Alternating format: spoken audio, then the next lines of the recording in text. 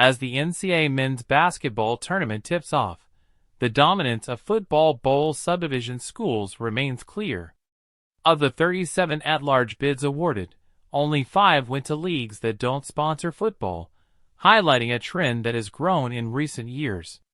However, the upcoming House versus NCAA settlement could shift the landscape, favoring schools that prioritize basketball over football.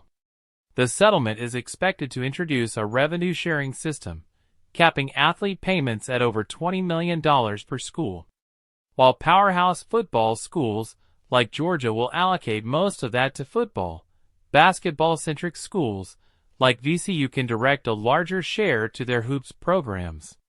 VCU Athletic Director Ed McLaughlin expects his school to allocate between $4 million and $5 million to revenue sharing next year, a figure that could make them more competitive with traditional basketball powerhouses.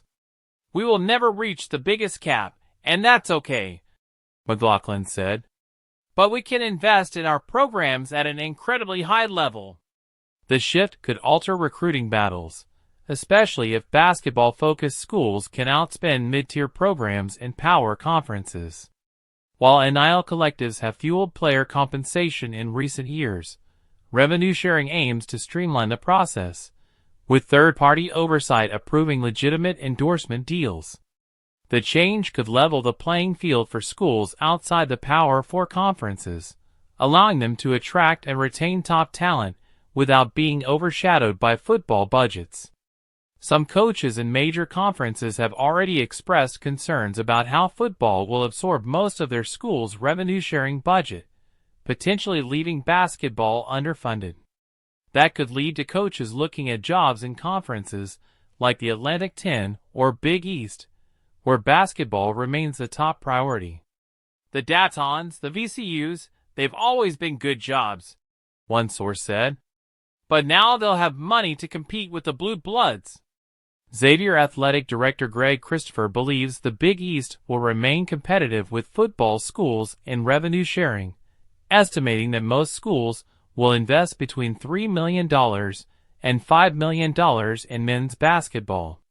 Schools with large arenas and strong fan support, like Creighton and Marquette, could allocate even more to gain an edge. This shift could also lead to conference realignment. If certain schools opt out of revenue sharing, while others invest heavily, it may affect NCAA tournament bids and overall league competitiveness.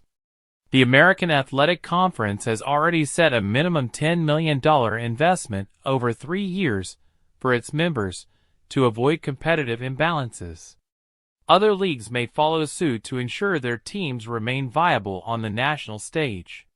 For basketball-first schools, this new financial model presents a rare opportunity. With no need to fund football, they can direct nearly all their resources to basketball. While they won't have the massive media rights revenue of power football conferences, they can prioritize roster building in a way that was previously impossible.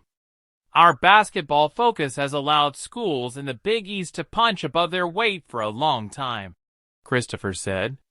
"Without football, we don't have those expenses. We also don't have $70 million in media revenue. But if the revenue sharing cap becomes the governor, that actually helps us prioritize basketball."